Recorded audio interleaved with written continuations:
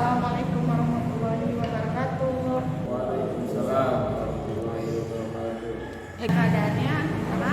Jelas sehat. Ya, alhamdulillah. Kita hari ini mulai pelajaran ya tentang ada pergaulan dalam Islam. Sebelumnya kita baca doa terlebih dahulu yang dipimpin oleh Jaki. Berdoa. Doa mulai.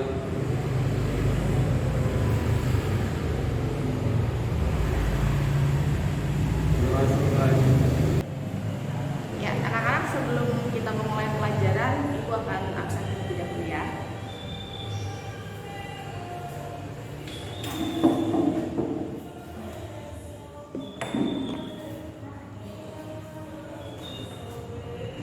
Akan absen terlebih dahulu hari ini.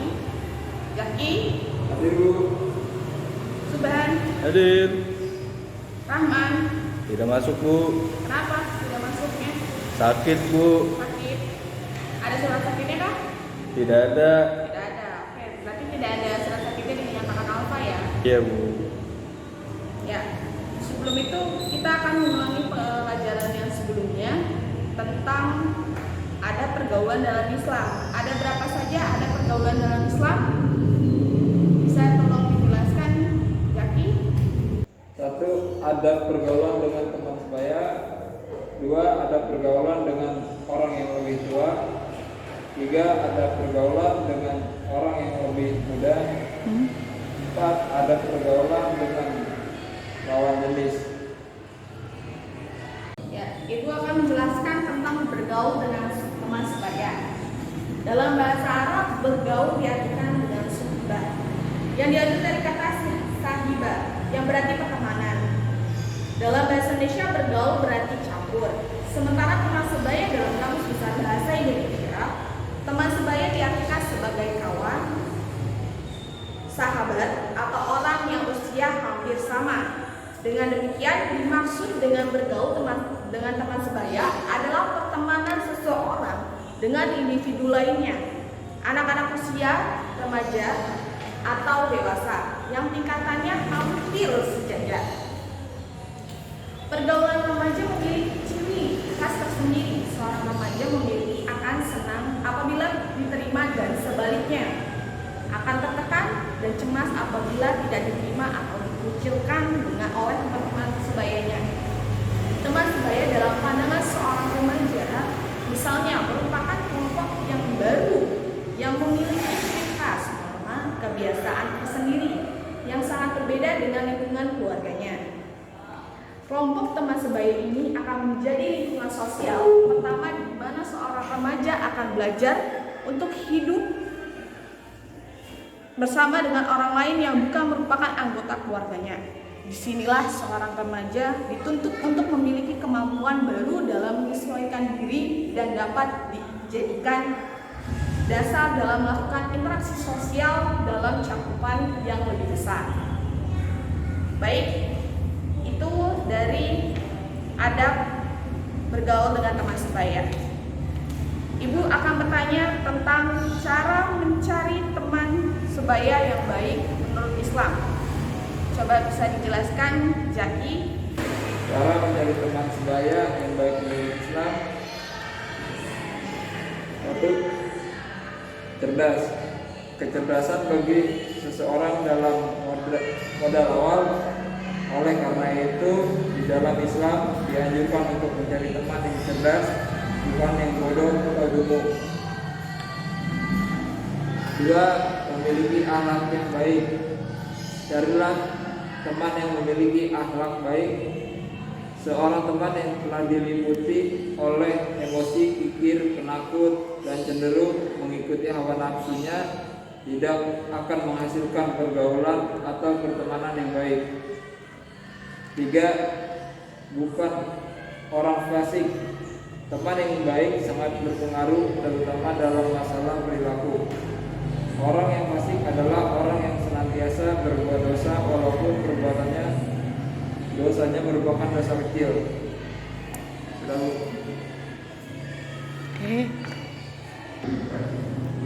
Keempat, bukan orang yang rakus. Menurut Al-Ghazali, bergaul dengan orang yang rakus terhadap hal-hal dunia Oleh karena itu, bergaullah dengan orang yang tidak rakus terhadap hal duniawi. Jawaban Jaki tepat. Sebenarnya bergaul dengan orang bodoh atau dungu pada akhirnya akan menimbulkan keburukan dan terusnya hubungan silaturahmi sekalipun dalam waktu yang relatif lama. Oleh karena itu, menurut Imam Al-Ghazali, orang yang memutuskan persahabatan dengan orang yang bodoh merupakan ibadah.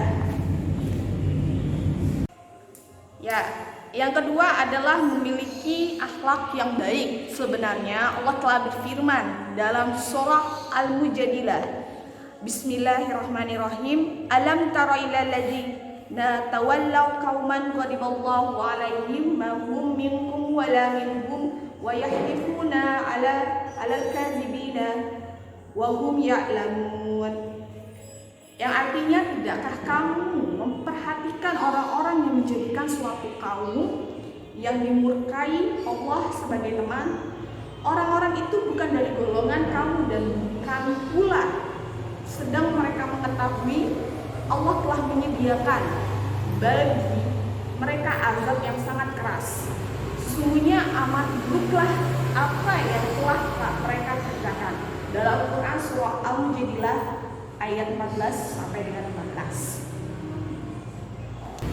Ya, yang ketiga bukan orang yang fasik. Sebenarnya tidak ada kebaikan sama sekali bergaul dengan orang fasik, karena biasanya orang fasik akan meremehkan perbuatan maksiat kepada Allah Subhanahu wa taala dan menjadikan hati semakin dekat terhadap perbuatan maksiat itu sendiri.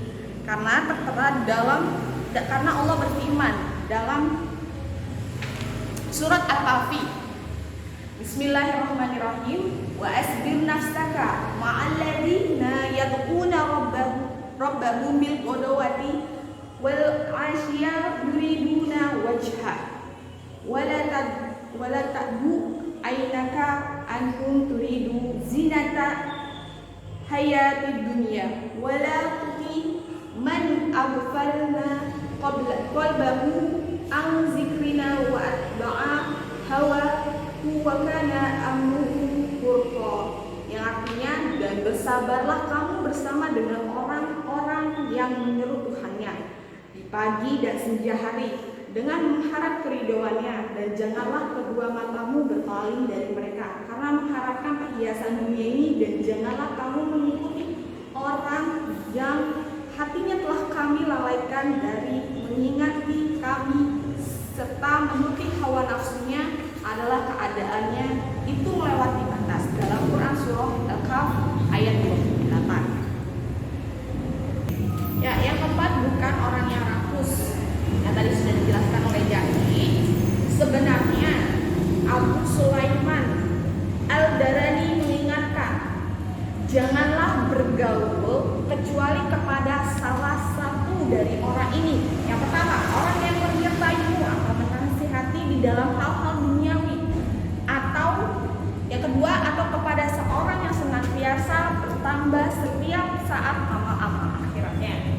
Ya, di dalam adab bergaul dengan teman sebaya, ada pun larangan pergaulan dengan teman sebaya. Bisa tolong dijelaskan Jaki tentang larangan tersebut, apa saja larangannya? Coba disebutkan. Ada pergaulan, larangan dalam bergaul dengan teman sebaya: satu, bermusuhan, pergaulan bebas, dan melanggar norma-norma. Oke. Ya, tadi kan disebutkan oleh Jaki tentang larangan yang bergaul dengan teman sebaya, ya kan? Yang pertama itu ada tentang bermusuhan. Nah, di sini bermusuhan itu contohnya ada tawuran antara pemuda dan pelajar. Kerap terjadi, sudah menjadi budaya atau tren di zaman sekarang, ya kan? Tawuran mendapat menyebabkan perpecahan, pertikaian di kalangan para pelajar, termasuk kalian semua, ya. Dan dapat mengakibatkan korban, harta ataupun jiwa. Kalian bisa meninggal dunia kalau kalian mengikuti tawuran pada tren zaman sekarang, ya. Jauhilah tawuran-tawuran yang menyebabkan perpecahan, menyebabkan perselisihan, dan menyebabkan timbulnya korban jiwa, ya. Kemudian ada pun larangannya yang tadi disebutkan oleh Jaki, yaitu tentang pergaulan bebas. Pergaulan bebas apa aja sih yang ada? Nah, di sini ada definisi tentang pergaulan bebas. Pergaulan bebas itu adalah salah satu akhlak mazmumah, yaitu akhlak yang tercela. Bebas di sini berarti telah melewati norma-norma yang ada, baik norma agama maupun norma sosial. Ya, pergaulan bebas yang dimaksud adalah bergaulnya kaum lelaki dengan kaum perempuan yang bukan muhrim di suatu tempat di mana mereka dapat saling memandang, memberi isyarat, berbicara, bahkan saling bersentuhan dan berlanjut kepada perbuatan negatif yang diharapkan. Ya, pergaulan bebas itu bisa mengakibatkan pada remaja dan umumnya mereka tidak mampu mengendalikan hawa nafsunya sendiri, yaitu contohnya pacaran, ya kan, yang akibatnya menimbulkan perilaku yang tidak senonoh, yang tidak baik. Ya. Kemudian juga pun ada larangannya yang tadi disebutkan oleh Jaki, yaitu melanggar norma-norma. Ya, di sini adalah melanggar norma agama. Berarti melakukan perbuatan yang tidak sesuai dengan aturan-aturan agama. Sedangkan norma masyarakat dan negara adalah segala peraturan, baik tertulis maupun tidak tertulis yang ada dalam masyarakat atau negara. Ya. Oleh karena itu, dalam memilih teman harus benar-benar selektif. Karena yang dimaksud dengan menggigit tangan, menggigit tangannya itu maksudnya adalah menyesali perbuatannya karena gegabah dalam mengambil sikap, sementara yang dimaksud dengan si fulan atau setan atau orang yang telah menyesatkan di dunia yaitu teman atau sahabat kita. Ya, di antara perbuatan-perbuatan yang melanggar norma agama, masyarakat dan negara, yang pertama ada berzina. Yang kedua ada minum minuman keras. Yang ketiga ada memakai narkoba, menggunakan narkoba. Yang berikutnya ada bergaul dengan orang yang lebih tua. Ya, Ibu akan menjelaskan tentang ada bergaul dengan orang yang lebih tua. Islam telah menganjurkan pemeluknya untuk menghormati orang yang lebih tua dan menyayangi sosok yang lebih muda. Ya.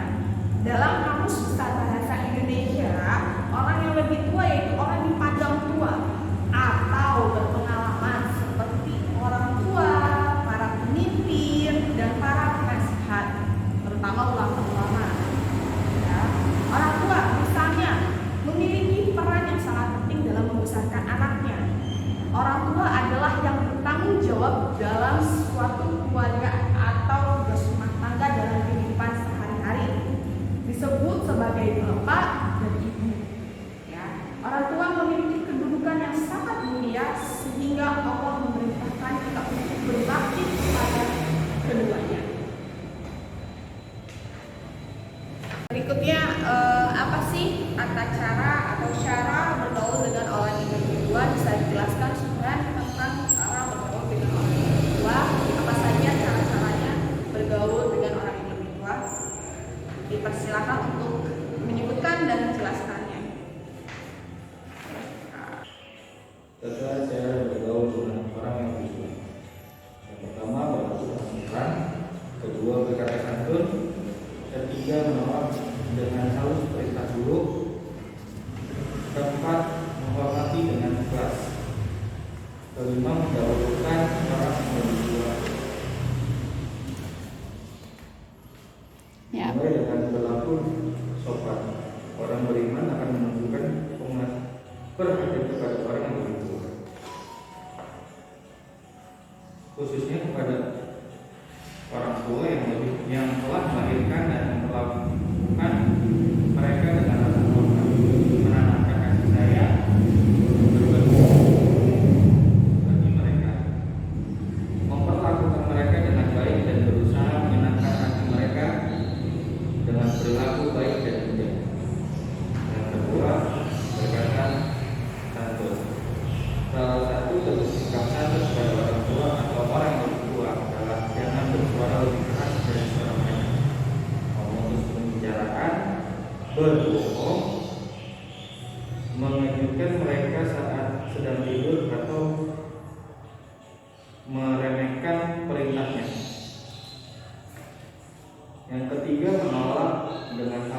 otoritatif. Dalam hal tertentu mungkin orang tua atau orang yang lebih tua melakukan hal-hal yang kurang sesuai dengan ajaran agama. Orang yang lebih tua yang berperilaku buruk adalah orang yang tidak menanamkan nilai-nilai yang baik sehingga anak atau orang yang lebih muda tidak memberikan apresiasi kepadanya.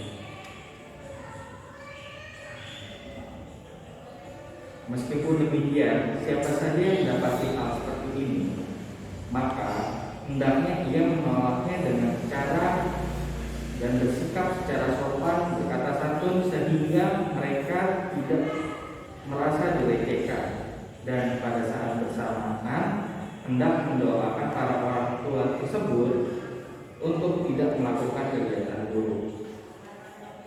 Yang keempat, menghormati dengan ikhlas. Termasuk cabang iman adalah mencintai dan menghormati para yang lebih tua. Berbuat baik kepada orang yang lebih tua harus diupayakan secara maksimal. Jika anak ingin memberikan sesuatu kepada orang tuanya, maka berikanlah yang terbaik. Sebab yang terbaik belum tentu seimbang dengan jerih payah dan pengorbanan keduanya. Kelima, mendahulukan orang yang lebih tua. Mendahulukan orang lain apalagi kepada orang yang lebih tua dalam hal-hal duniawi sangat amat dianjurkan oleh agama. Ya, begitu Ibu. Ya, baik. Sebenarnya adab atau cara melakukan bergaul dengan orang yang lebih tua itu hanya kita saling menghargai dan mendahulukan orang yang lebih tua. Bukan berarti kita muda itu harus mengalah terus dengan yang lebih tua, tapi memang itu kewajiban kita untuk menghargai dan menghormati orang yang lebih tua. Ya, itu intinya dari situ. Kemudian ada larangan bergaul orang dengan orang yang lebih tua. Yang pertama ada melawan atau durhaka. Ya, yang kedua ada dalam bergaul dengan orang yang lebih tua pun ada larangannya. Bisa disebutkan tentang larangan bergaul dengan orang yang lebih tua. Dipersilakan untuk disebutkan. Larangan bergaul dengan orang yang lebih tua itu ada dua. Satu, melawan atau durhaka. Yang kedua, arogan. Melawan atau durhaka. Durhaka berarti tidak setia atau berkhianat. Kebalikannya adalah berbuat baik kepada kedua orang tua. Tidak ada alasan bagi seorang anak untuk durhaka kepada orang tuanya.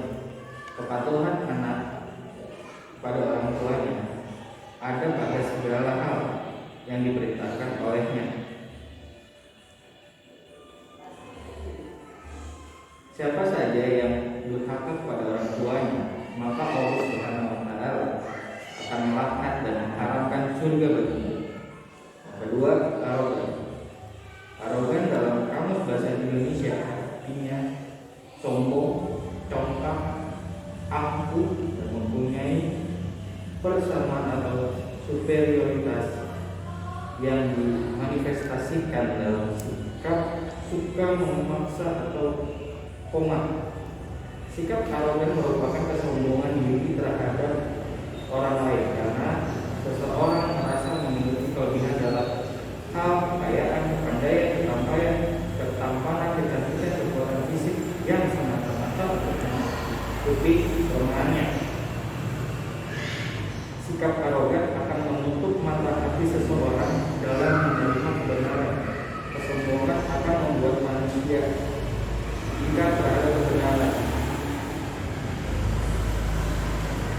Misal, seorang anak yang sudah merasa lebih pandai dari orang tuanya, maka akan bersifat tidak peduli terhadap nasihatnya dan yang diberikan oleh orang tua. Itu. Ya, sebenarnya siapa saja yang durhaka kepada kedua orang tuanya, Allah Subhanahu wa Ta'ala akan melaknat dan mengharamkan surga baginya. Dalam hal ini terdapat hadis dari Amr bin As, Rasulullah SAW bersabda, Ridallah ridho walidain wa suhtullaha fi suhti walidain, yaitu keridhaan Allah tergantung pada keridhaan kedua orang tua dan kemurkaan Allah tergantung pula pada kemurkaan kedua orang tua. Hadis riwayat Tirmizi. Ya, untuk pelajaran hari ini cukup sampai di sini. Kesimpulan dari materi kali ini yaitu yang pertama, pergaulan yang baik ialah melaksanakan pergaulan menurut norma-norma masyarakat yang tidak bertentangan dengan hukum syara, serta memenuhi segala hak yang berhak mendapatkannya masing-masing menurut kadarnya.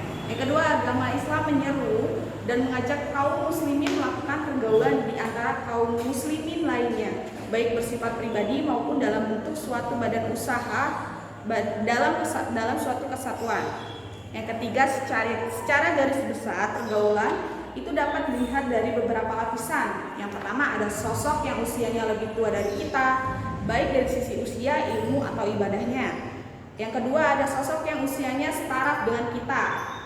Mereka harus dihormati walaupun umurnya setara, karena mungkin mereka lebih tinggi akhlaknya, amalnya lebih banyak, dan dosanya lebih sedikit daripada kita.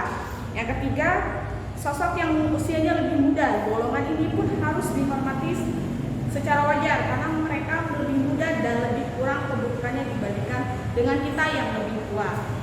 Sekian pelajaran hari ini. Untuk tugasnya, kalian akan ada tugas. Yang pertama, tuliskan dalam buku tugas model-model perkumpulan dengan teman sebaya yang kalian ketahui. Yang kedua, kegiatan mandiri yaitu membuatlah clipping pergaulan dengan teman sebaya kepada sosok yang lebih tua. Ya, bisa kalian cari di surat kabar atau majalah ataupun media sosial lainnya. Sekian pelajaran hari ini. Kurang lebihnya, terima kasih. Wassalamualaikum warahmatullahi wabarakatuh. Waalaikumsalam warahmatullahi wabarakatuh.